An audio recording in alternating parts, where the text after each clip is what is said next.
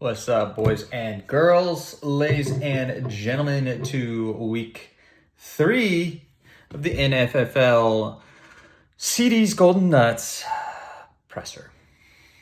Was not a good week. As you've already seen, we've got 2 fires.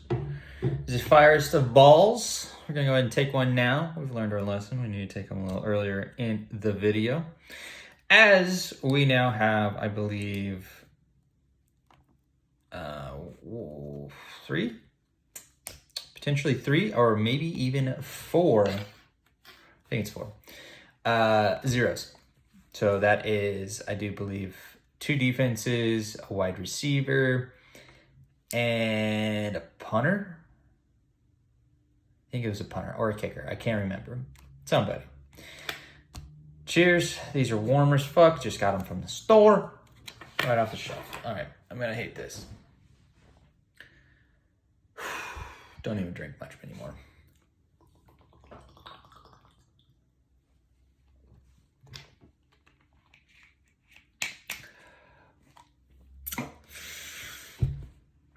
Going down like apple juice.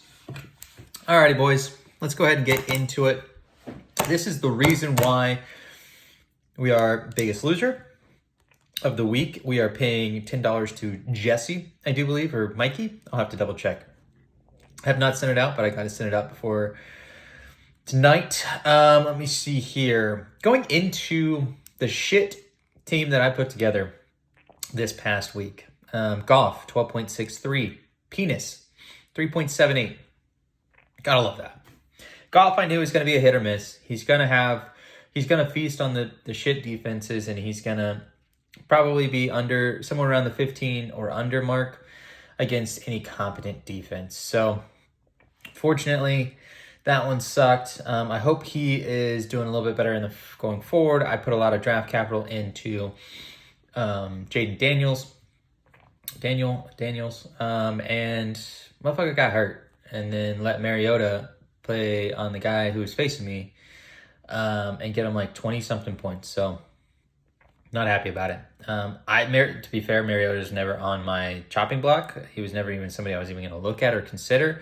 I did have a quarterback that I was going to consider, but he would have gotten me like, I think it was 11 or 12 points. So wouldn't have really mattered terribly too much. It may have put me in contention for maybe not being lowest scorer, so maybe save me $10. But that's a decision that we had to have made days before some shitty things went off. So Kamara, 6.1, sad. Williams, 9.7, kind of came back to life here, came back to reality. He did have the fumble on his first possession of the game where he ripped off like a 30-yarder and then immediately fumbled and gave it up to him. Didn't really even fumble. The guy just came while I was tackling him on the sideline, just stripped it. It was pretty sad to see, honestly. But it was early enough in the game where I figured, he'll throw himself, he'll fall into the end zone at some point. Never did. He got really close. They ended up trying to throw it a lot when they got close, and, it just didn't look like an amazing team without the Ceedeez. So, that is what it is. Then we got Q. He's looking like a top wide receiver, honestly. Lad is like a nothing. He's a 0. He's a paperweight, honestly. It's kind of funny to see him go like round 2, round 3, and then him be a paperweight. I mean, at least Brian Thomas Jr. is like hurt. Like he's got an excuse. Like his quarterback play isn't as good as Herbert.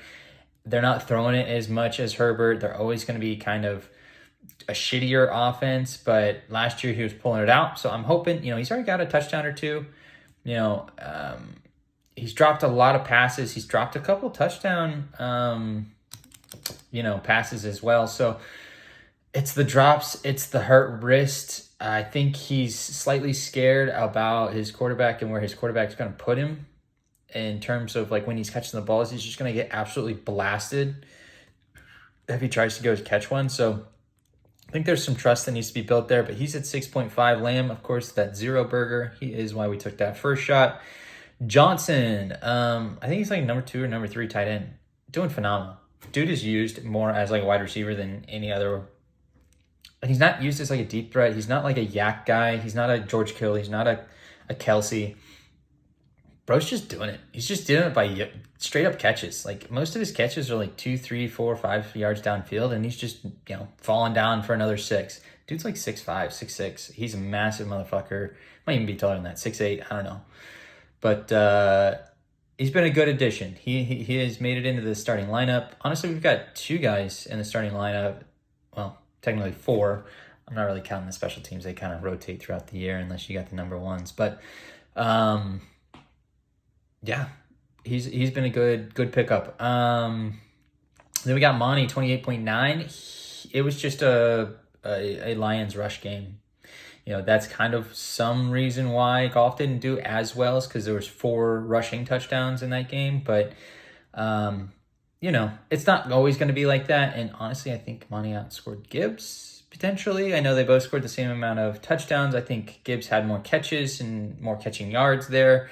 But I think Monty had substantially more yards. He ripped off like a 65, 70 yarder in the second quarter, or in the second half, right away, and just absolutely put him in position to just run the ball for the rest of the game. So, if I was going to pull it off Monday night, it was going to have to be Monty. It was going to have to go absolutely crazy, which he did. Goff was going to have to throw for a couple touchdowns, and honestly, it would have had to been one of them would have had to been to Monty to get double up on some points. Goff, I needed at least 20, 25 points out of Monty. I would bank it on 15 to 20, so 28 is insane. If Goff could have gotten me 19, 20 points, we would have been in a lot better situation. And then the Ravens, I just needed... retarded. I don't know, but there's nothing there. They're -5. That's why we're taking a second shot at the end of this little presser. Prater, 6 points. He looked like shit, missed field goal. I told Owen, dude's averaging 13 points through the first couple weeks of the year. I guarantee you, as soon as he hits my lineup and he's in a starting position, he's gonna fucking shit the bed. He's gonna get me 0 fucking points. He's gonna shank a fucking field goal. And what do you know? He shanked his 38-yarder or whatever it was and fucking -2. So it could have been a little bit better of a day. Kind of the trend with the team, Everybody could have done a little bit better. And it wouldn't have really mattered to win the week necessarily against my opponent, but it would have mattered for the small things, lowest score and zeros and negative points and stuff like that. So, I don't know. Didn't look good. I also made a lot of mistakes, so, can't put it on all these players. But, 6 out of Prater, and your kids got me a solid 8. I think he got a touchback as well, so, there's a couple negative points in there. So, and honestly, I think they won that game. Browns, I think, won this week. So, I don't remember who they're facing, but they're facing somebody who's supposed to beat them, and I think they did pretty well. So, yeah, 96.66. Pretty shit. Better than the 91.62 I had a couple weeks ago, but it's not going to get the job done. Honestly, 135, 140 is going to get the job done in this league this year. It has been some insanely low scoring. Yeah, we've had a couple people. Last week, I scored 176 or whatever it was. We had some high scorers. Even this week, we had some high scores. The high scores are going to be out there always, but the average of what you need to win on an average week is not much, man. It's pretty low this year. Where it used to be you had to score high 140s. It got to a point, I think, later in the season, 150 was a mark I was trying to hit to be in contention to win that week. So I don't know, pretty crazy. Now it's 135. You've got a good shot of winning. Whereas 135 was you might be lowest scorer. Last year we had some pretty high low scores. I think there was a couple 120s, there's 1 or 2 130s. So it was pretty insane at the end of the year, what we were able to do last year. But I don't know, just fantasy's not. I'm hoping it's just a slow start. But the guys who are doing well are doing well, and the guys who are not are just not. And I know that sounds stupid, but it's really true. Yeah.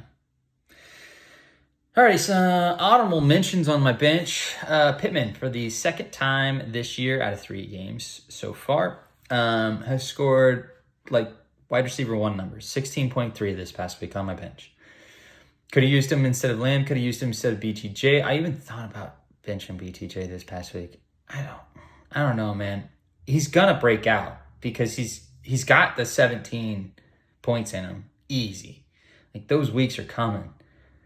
I don't know if my team at 1 and 2 can really sustain that. You know what I mean? So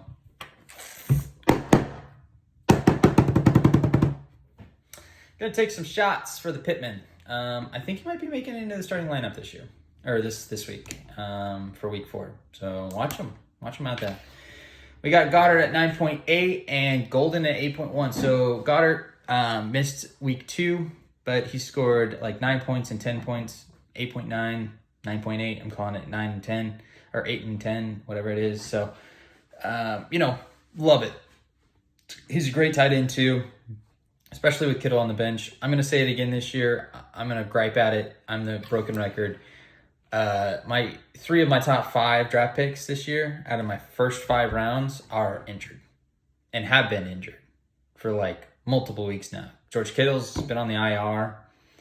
JD, he's gone. Ceedeez gone for a couple weeks. Like, these are my 1, 2, and 4 or 5 round draft picks. Like, you just can't win when that happens to you.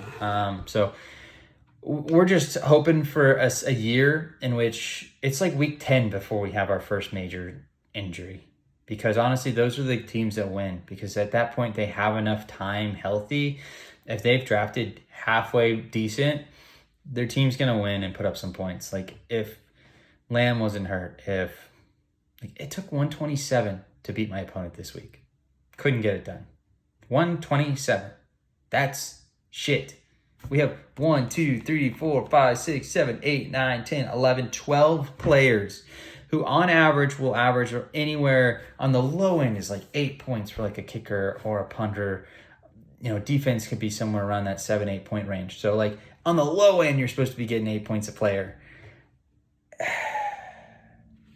So I don't know. I'm rambling. I'm scrambling. I'm trying not to take this shot. We're going to do it now. I'm going to hate my life. It's warm.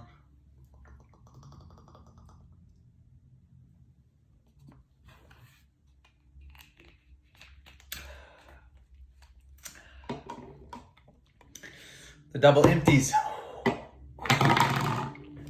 Nice and bright there, boys. All right, well, I don't know. We're at 12:36. Hit me up with some trades. We're probably the guys who are definitely going to make it off the team this year is going to be BTJ, and I think Kamara, and even potentially Monty can make it off this season, off the roster. So hit me up for those 3 guys if you guys are still here. I know nobody absolutely watches this. It's just Jackson, Megan, shout out, Couch Squad, and then Owen every once in a while. So if you do catch this one, guys, you saw me take my shots. You've heard my shit team and how they performed. We really don't have a plan going forward other than getting lucky with some of our players, playing a little bit better. We picked up a better defense, picked up the Lions. We were wanting the Chargers, had them in first position, didn't end up getting them. That's fine. Life moves on. Picked up some other guys off of waivers or whatever, but